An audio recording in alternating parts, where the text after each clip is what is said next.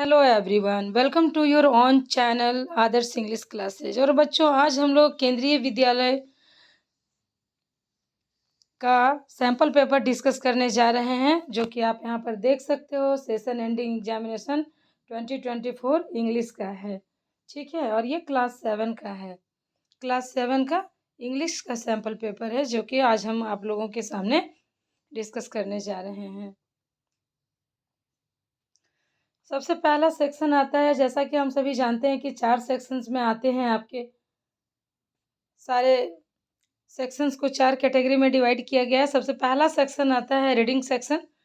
तो reading section में आप क्या है, यहाँ पर एक पैसेज है, हम लोग उसको केयरफुली रीड करेंगे और फिर वन बाय वन सारे क्वेश्चंस का आंसर करेंगे। तो चलिए शुरू करते हैं। सबसे पहला कह रहा है कि read the following passage carefully and write the answer to the questions based on the passage, ठीक है।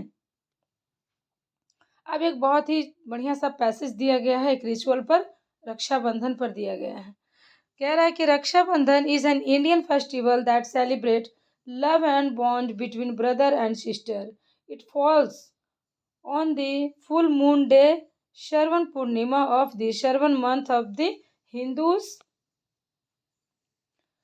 लूनिसोलर नेपाली कैलेंडर। तो नेपाली कैलेंडर के अकॉर्डिंग जो श्रवण पूर्णिमा होता है, श्रावण मास की जो पूर्णिमा होती है, जिसको हम लोग श्रावण पूर्णिमा कहते हैं, उसी दिन रक्षाबंधन सेलिब्रेट किया जाता है।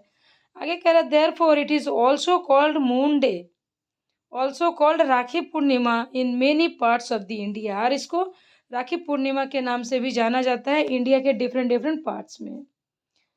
And observed by the Indians. So it is also celebrated in Mauritius and Nepal, कि ये मॉरिशस और नेपाल में भी सेलिब्रेट किया जाता है as a Rakhi Purnima. It is an ancient festival and dating back 6,000 years of the Indus Valley civilization. It has many myths and historic legends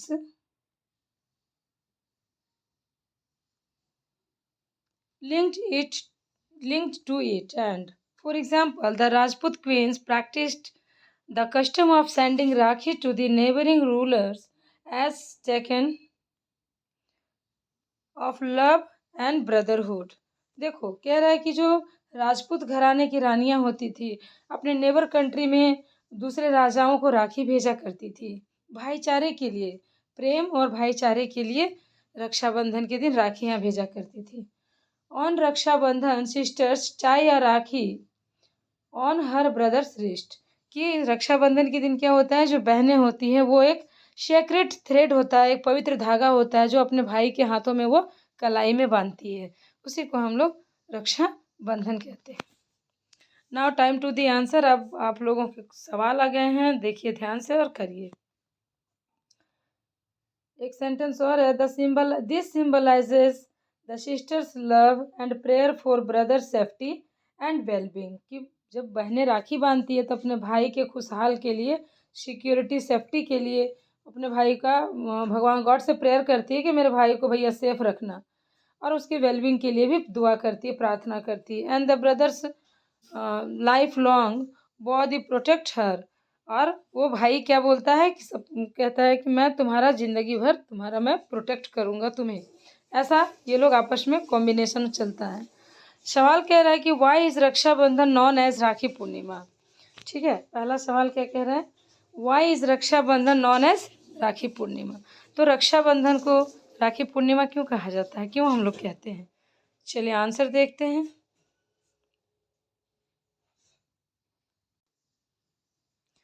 answer है Rakshabandhan is known as Rakhi Purnima because it falls on the full moon day Shravan Purnima of the Shravan month, कि श्रावण महीने में ये जो श्रावण पूर्णिमा मनाया जाता है, और ये किस दिन होता है, जिस दिन फुल डे मून होता है, फुल मून डे होता है, मतलब पूरा चांद रहता है, उस दिन हम लोग पूर्णिमा मनाते हैं, और उसी दिन रक्षा बंधन भी मनाया जाता है।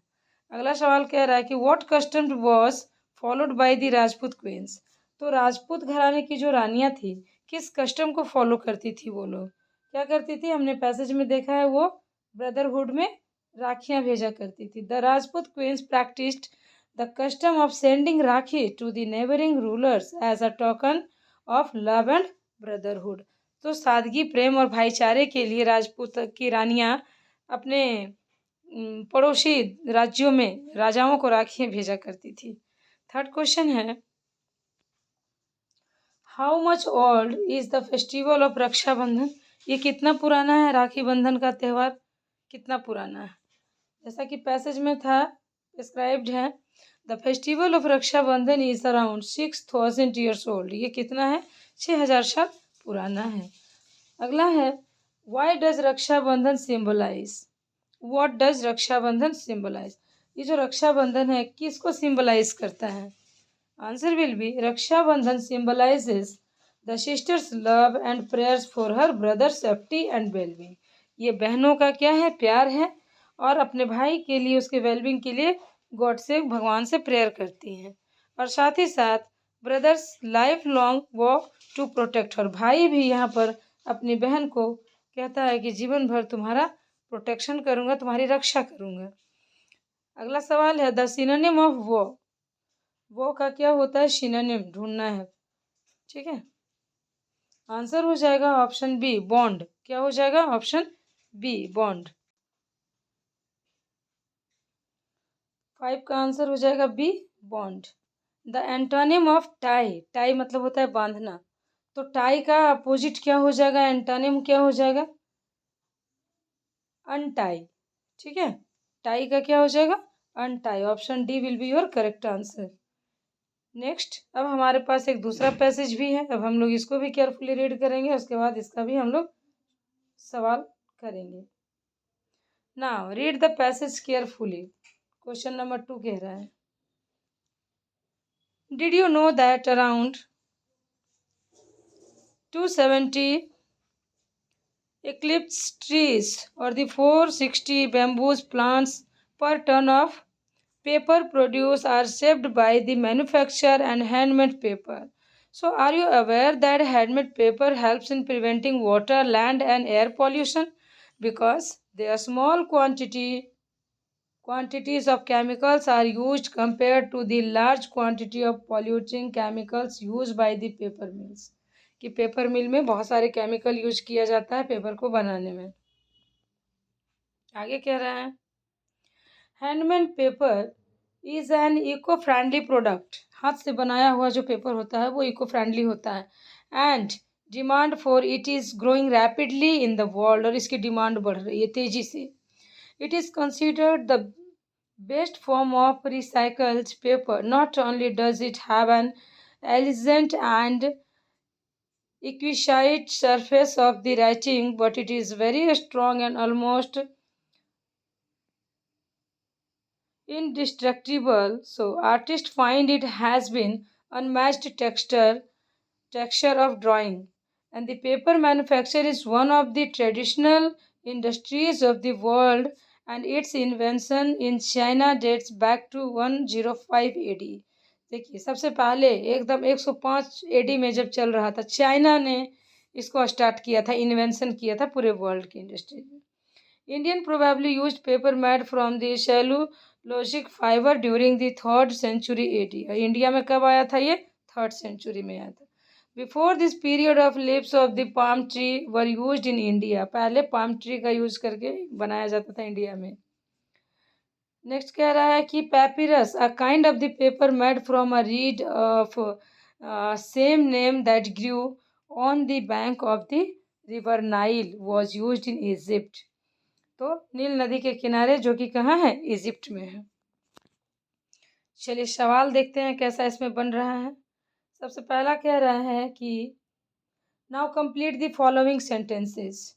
कुछ यहाँ पर फिल इन द ब्लैंक्स दिए गए हैं, अब आपको क्या करना है? 1 by 1 उसका आंसर पुट करना है, राइट। चलिए देखते हैं क्या होता है। हैंडमेड पेपर इज 1 है, handmade paper is popular because dash. Your answer will B, it helps in preventing pollution and is strong. तो क्या बोल रहे हैं कि हैंडमेड पेपर किस लिए पॉपुलर है? क्योंकि ये हेल्प करता है प्रिवेंट करने में। क्या प्रिवेंट करता है? पॉल्यूशन को। पॉल्यूशन को ये रोकता है और स्ट्रांग भी है। ठीक है। Next question, question number 2। Handmade paper is an eco friendly product because dash है, तो डैश का आंसर ये है because it is made from recycled material and uses fewer chemicals. क्योंकि जो हैंडमेड पेपर है वो कैसे इको फ्रेंडली है? ये हैंडमेड रिसाइकल्ड मटेरियल से बना होता है और इसमें फ्यू फ्यू क्वांटिटी में केमिकल्स होते हैं, इसलिए ये अच्छा है, इको फ्रेंडली है। थर्ड क्वेश्चन कह रहा है artist use this paper for drawing because. Artist इसको क्यों यूज करते हैं? It has an unmatched texture, unmatched texture for drawing, कि इसमें एक अनमैच्ड टेक्सचर होता है ड्राइंग के लिए। अगला कह रहा है कि before the coming of proper in India people use to write on what? palm tree, palm leaves, palm leaves. Question 5th. The establishment of paper mills in the 18th and 19th century proved a great blow to handmade paper production. ठीक है, तो ये आपके fill in the blanks थे जो हमने complete किए। Now next क्या है? नेक्स्ट कह रहा है B number, find words from the passage that means the same as the following. कि यहाँ जो दिया गया है 1, 2 और 3, इन सब का सेम मीनिंग फाइंड आउट करो। कहाँ से? पैसेज से। जो पैसेज ऊपर दिया गया है ना, इसी पैसेज में से उन तीनों के लिए प्रॉपर मीनिंग फाइंड आउट करना है इन वर्ड्स का। जैसे पहला है सॉफ्ट एंड ब्यूटीफुल, दूसरा है that can't be destroyed and तीसरा है in a very fast way. Right, चलिए आंसर देखते हैं। Find words from the passage that means the same as the following. सबसे पहला क्या था? Soft and beautiful. क्या हो जाएगा इसका? इसकी साइड हो जाएगा इसका।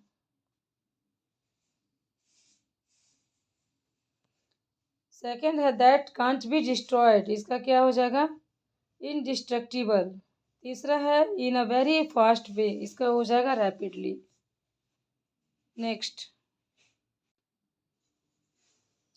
अगला सवाल है सी नंबर है right the antonym of the words from the passage. अब यहाँ पे दो दिया गया है, एक पहला वर्ड है स्लोली, दूसरा वर्ड है मॉडर्न। तो इनका क्या लिखना है? एंटोनिम लिखना है, अपोजिट लिखना है। स्लोली का क्या हो जाएगा? रैपिडली।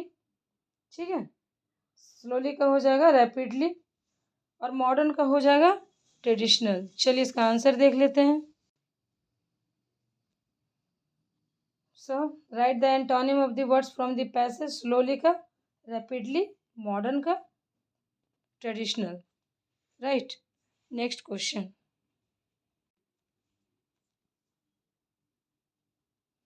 Now section B. अब हमारे पास सेक्शन बी है। सेक्शन बी में क्या है?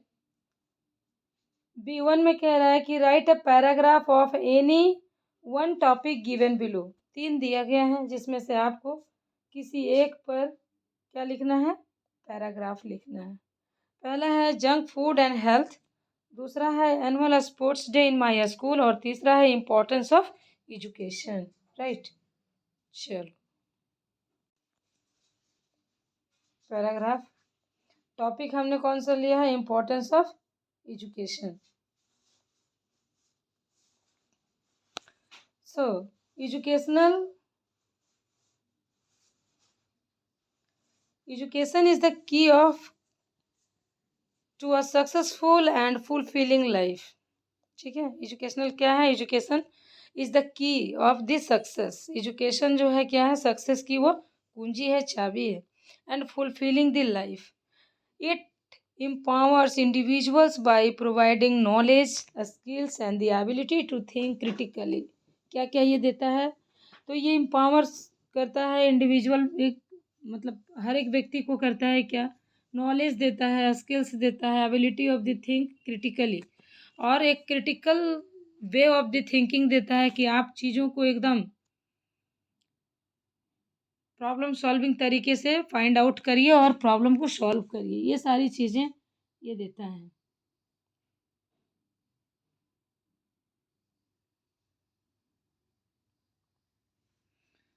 उसके बाद है an educated person can make informed decisions and contribute positively to society.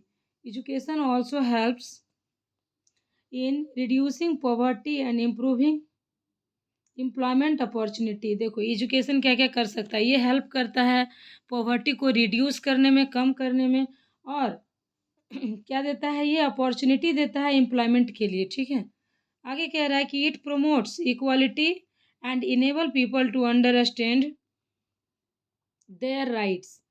उनके राइट्स के लिए भी उनको क्या करता है, चीज़ों को समझाता है, एंड रिस्पॉन्सिबिलिटी भी बताता है। तो अगर आप एजुकेटेड हैं तो आपको ये सारे बेनिफिट्स मिलने वाले हैं, ऐसा ये पैसेज कह रहा है। In today's world education is essential for personal growth and the national development. की आज की दुनिया में क्या है कि एजुकेशन एक इतना ज़रूरी चीज़ हो गया है, चाहे वो आपकी पर्सनल ग्रोथ हो, चाहे वो राष्ट्र के डेवलपमेंट की बात हो। Educational is a very must important thing for us. अगला कह रहा है कि एक लेटर लिखना है, लेटर टू एडिटर। कहाँ है ये, चलिए देखते हैं क्वेश्चन में। B1 हमने फिनिश किया, इम्पोर्टेंस ऑफ एजुकेशन टॉपिक उठाया था। अब B2 में कह रहा है कि write a letter to the editor national times and expressing your concern over the stray dogs problem. Stray dogs problem के ऊपर क्या लिखना है, एक लेटर टू एडिटर लिखना है। ठीक है, नेशनल टाइम्स को लिखना है। Okay, so letter to the editor on the issues of stray dog. आवारा कुत्तों के ऊपर लिखना है कि भाई प्रॉब्लम बढ़ा रहा है दिन ब दिन, इन लोगों का कुछ करिए। सबसे पहले लिखते हैं to the editor national times, जैसा कि दिया हुआ है। सिटी, अगर आप यहाँ पे अपना सिटी का नाम डालिए, सपोज रांची डालिए, रांची। नेक्स्ट सब्जेक्ट है, we have to put up subject, लिखना है concern over the stray dog problems in our housing colony. उसके बाद हम लोग सैल्यूटेशन लिखते हैं, जो कि सर और मैडम से शुरू होता है। ठीक है, उसके बाद एक पंक्चुअल लाइन होता है, जो कि मोस्ट ऑफ द टाइम आपको लेटर टू एडिटर में लिखना होता है। I would like to bring to your attention the increasing problem of stray dogs in our housing colony and residents are terrified due to the frequent dogs attack. कि ये जो dog हैं ये normal नहीं है, ये अटैक भी करते हैं, इससे लोग एकदम भयभीत है, टेरिफाइड है। And childrens are at risk while playing in parks और the walking on the roads. कि बच्चों के लिए ये क्या है, ये एक बहुत ही बड़ा रिस्क है कि जब वो खेल रहे होते हैं या रोड को पार कर रहे होते हैं या चल रहे होते हैं, तो उन दौरान इन कुत्तों से उन बच्चों को भी बड़ा रिस्क है। So these dogs often chase pedestrians and create a sense of fear among the public. कि पैदल चलने वालों को, पेडेस्ट्रियंस के लिए भी ये एक खतरा है। उन लोगों को चेस करता है, ये पीछा करता है, दौड़ाता है, भौंकता है, और पब्लिक के बीच में ये क्या कर रहा है, एक प्रॉब्लम क्रिएट कर रहा है। ठीक है, हमने अपनी बात रख दी आगे। I request to concern authority to take necessary action such as catching and sterilising this dogs to ensure public safety. कि पब्लिक के सेफ्टी के लिए भाई या तो उन डॉग को पकड़ करके उनका कुछ करिए, इस एरिया से दूर करिए। Kindly highlight this issue in your newspaper to draw attention to this growing concern. कि और आप इसको ज़रूर अपने न्यूज़पेपर में पब्लिश करिए, ताकि अगला बंदा जो भी इसमें जुड़ा हुआ कंसर्न अथॉरिटी है, he will be take to the gravity about this matter, वो इसका लेगा, संज्ञान लेगा। नेक्स्ट लिखना होता है thank you your sincerely and put up your, here you have to put up your name. अपना नाम भी लिखिएगा जो सवाल में दिया गया है। Right, next question, question number B3। ठीक है, you were travelling in a बस गोइंग टू रांची। कि आप क्या कर रहे थे, बस में ट्रैवल कर रहे थे, रांची जा रहे थे। On the way you spotted a bag containing money and the papers forgetting by a co-passenger, so it has no name. Draft a notice to be published in the newspaper so as to locate its owner. So you are Rajni और रजनी शर्मा और Rajan Sharma are residents of Ranchi, give all the details and put the notice in a box. ठीक है, क्या बोला कि आप travelling कर रहे थे और क्या हुआ है, एक बैग जिसमें पूरा पैसा वैसा है और उसमें पेपर भी है, तो कोई भूल के चला गया, papers forgetting by a passenger, तो कोई पैसेंजर है जिसने भूल के चला गया है, तो और उसका कोई नाम वगैरह भी नहीं है। आपको क्या करना है, इसकी जानकारी आपको न्यूज़पेपर में देनी है। आपका नाम यहाँ पर रजनी शर्मा या राजन शर्मा बताया जा रहा है, राइट। चलिए इसका आंसर देखते हैं। Notice for the lost bag, bag भुलाया है उसका हम लोग लॉस्ट बैग पे, बैग के ऊपर नोटिस बनाएंगे। सबसे पहले कैपिटल लेटर में नोटिस लिखते हैं, फिर कैपिटल में लॉस्ट बैग फाउंड, ठीक है। उसके बाद डेट पुट करते हैं। सपोज करिए कि आज क्या है, 10/3/25 है, तो आप यहाँ पर अपना डेट भी पुट कर सकते हैं। करना है इट मीन्स नाउ। नोटिस चूँकि 50 और 45 to 50 वर्ड्स में ही लिखना होता है, तो ज़्यादा लेंदी नहीं करेंगे। A bag containing money and important documents और paper was found in a bus travelling to Ranchi. So if you have lost such a bag kindly contact me with proper identification to claim it. कि अगर आपको लग रहा है कि आपका bag है तो प्रॉपर आइडेंटिफिकेशन के साथ मेरे से आकर कांटेक्ट करिए और अपना बैग ले जाइए। उसके बाद अपना नाम भी दिया है, रजनी शर्मा और Rajan Sharma, residents of the Ranchi. तो ये क्या था, ये नोटिस था। Next question, question number B4 change the following sentences from the active to passive voice. अब यहाँ पर 1 2 3 4 5 6 दिया हुआ है सेंटेंस, और आपको क्या करना है, एक्टिव टू पैसिव में चेंज करना है। सबसे पहला कह रहा है कि the bird build their nest on the tree. जो पंछियाँ होते हैं वो अपने घोंसले कहाँ बनाते हैं, पेड़ पर। आपको क्या करना है कि इसका एक्टिव टू पैसिव करना है। Okay, so let's see the answer.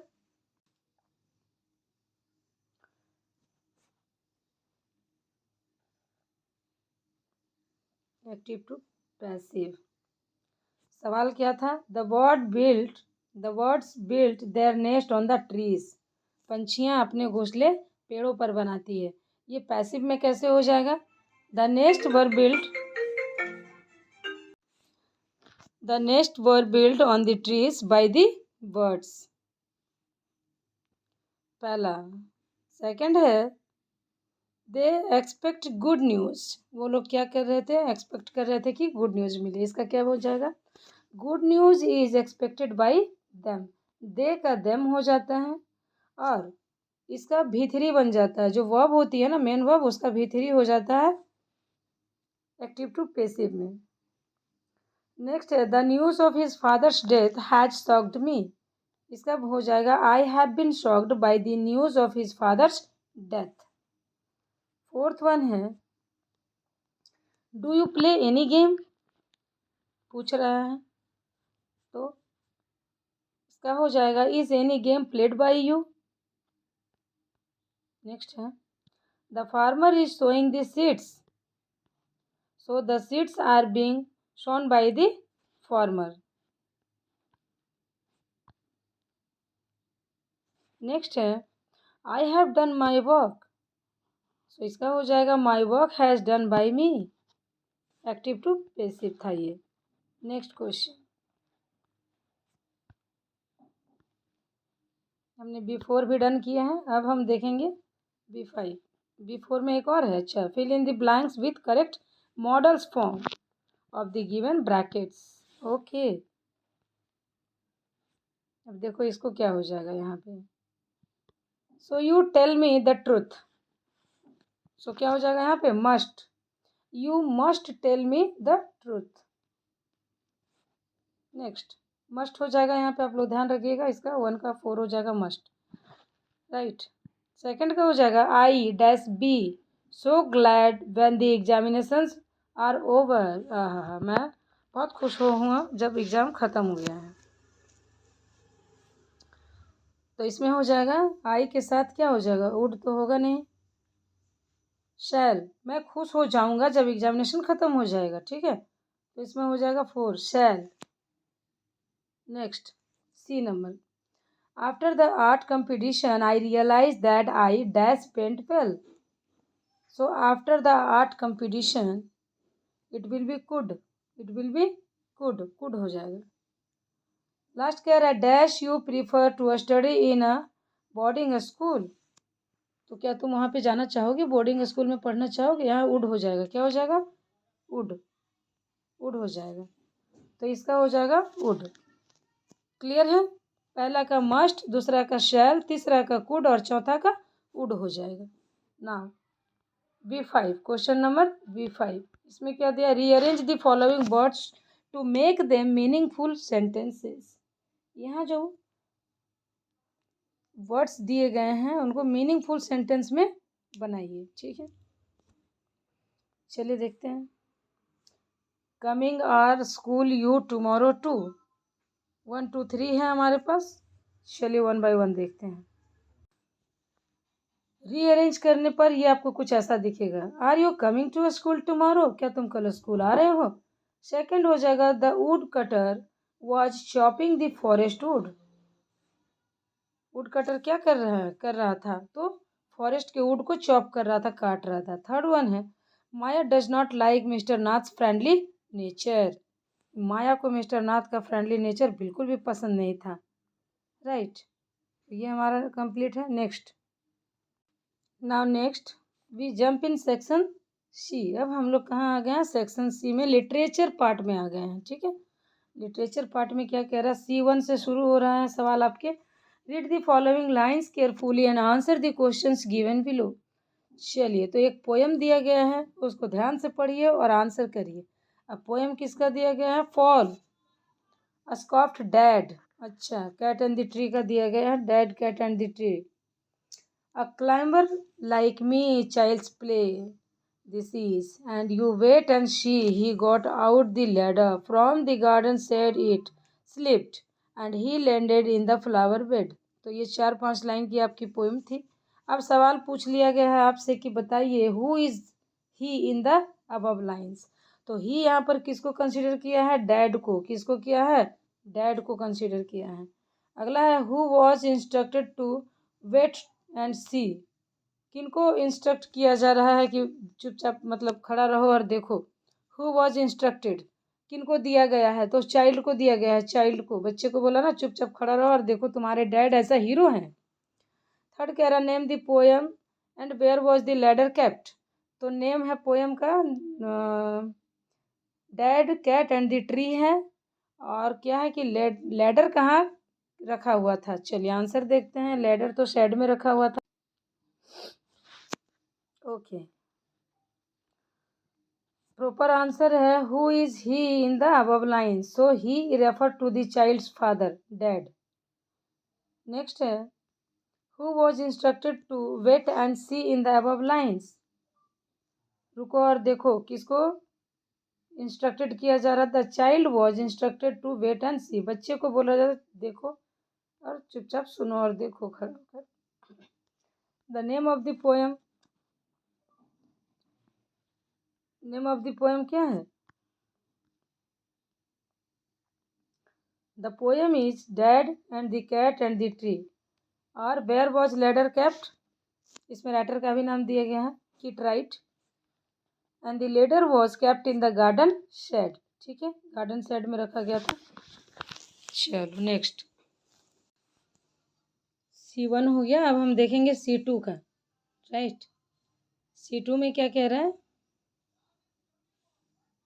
C2 में कह रहे हैं answer the following questions in 20 to 30 words. 20 से 30 वर्ड्स में आपको आंसर करने हैं। 5 क्वेश्चन है यहाँ पे, आपको केयरफुली पढ़ के उनको आंसर करना है। चलिए हम लोग देखते हैं। सबसे पहला सवाल कह रहा है why does mister Wonka collect items from the oldest things. Mister Wonka ने वो पुरानी चीज़ों को क्यों जमा किया था। आंसर विल बी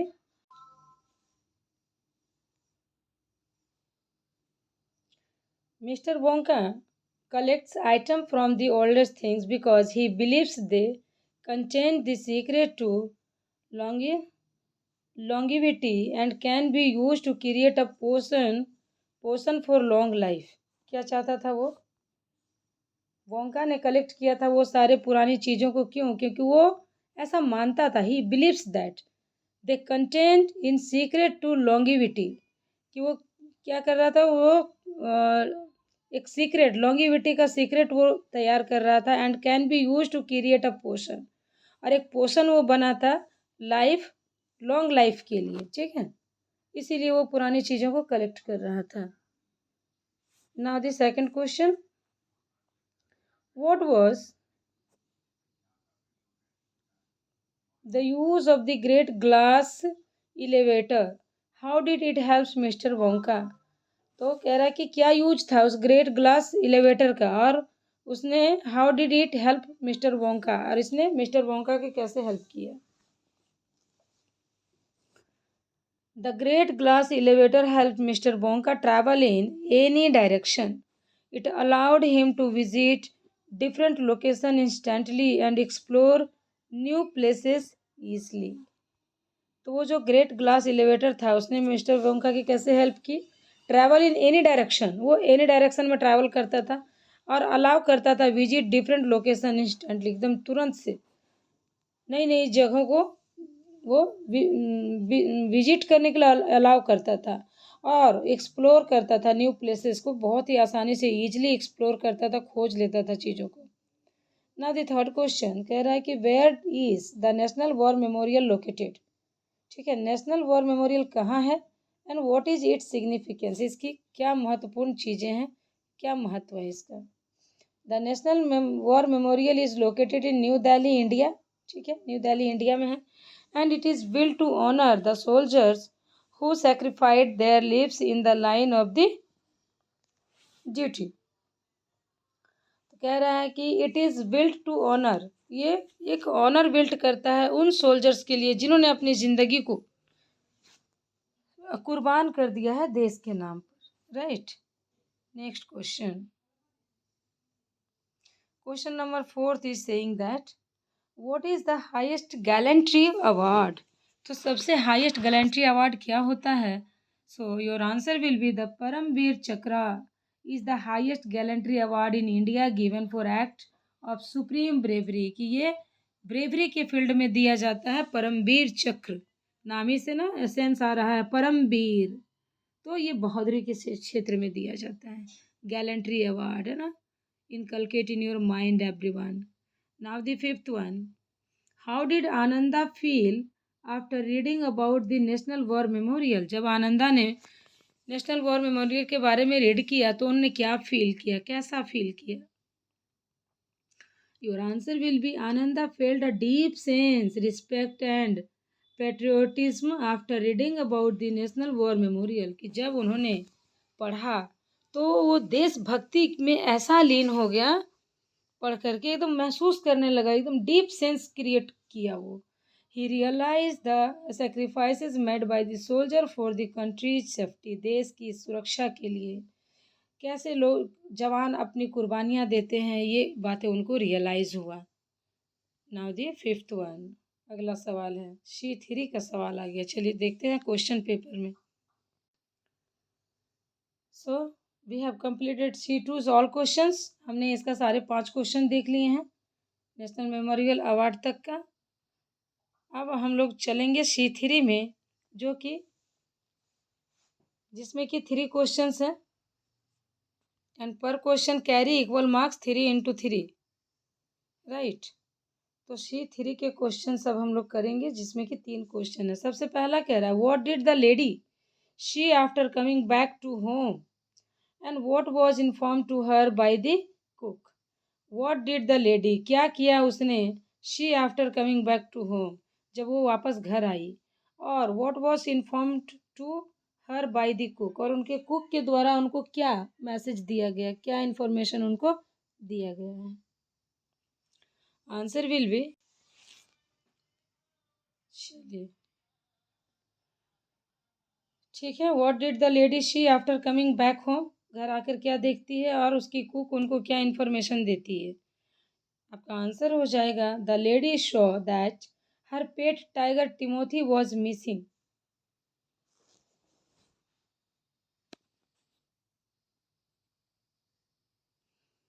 और उसके कुक उसको क्या बताता है कि टिमोथी कहाँ चला गया है, जू में भेज दिया गया है।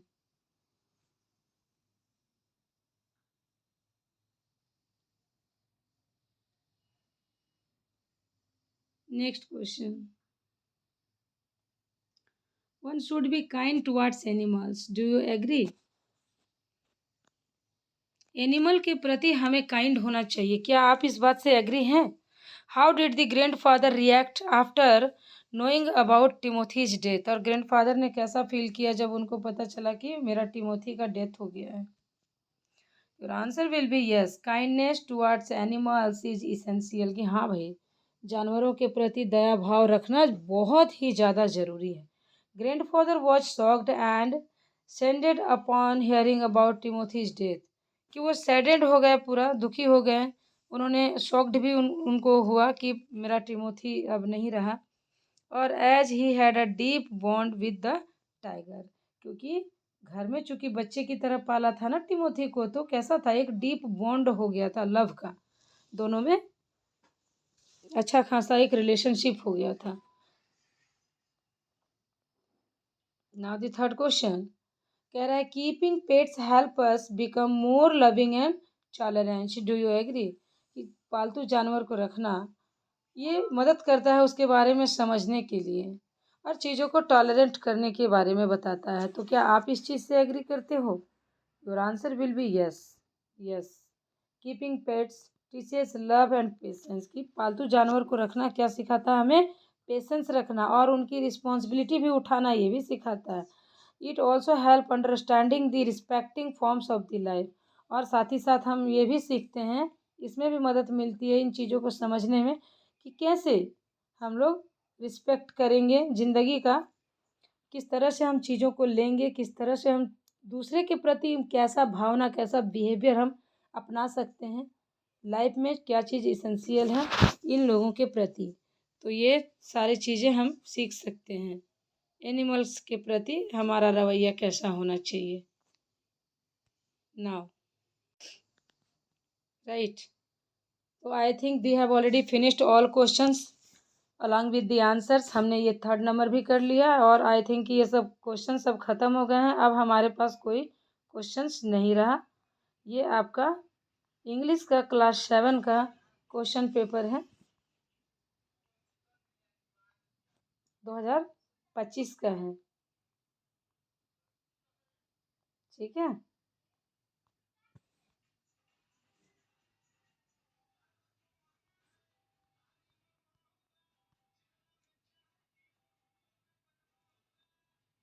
Okay, now thank you so much for watching this video and please कहीं भी आपको कोई भी क्यूरीज हो, कहीं भी कोई प्रॉब्लम आ रही है, कमेंट में ज़रूर बताएं, मैं आपको उसका सॉल्यूशन बताऊंगी।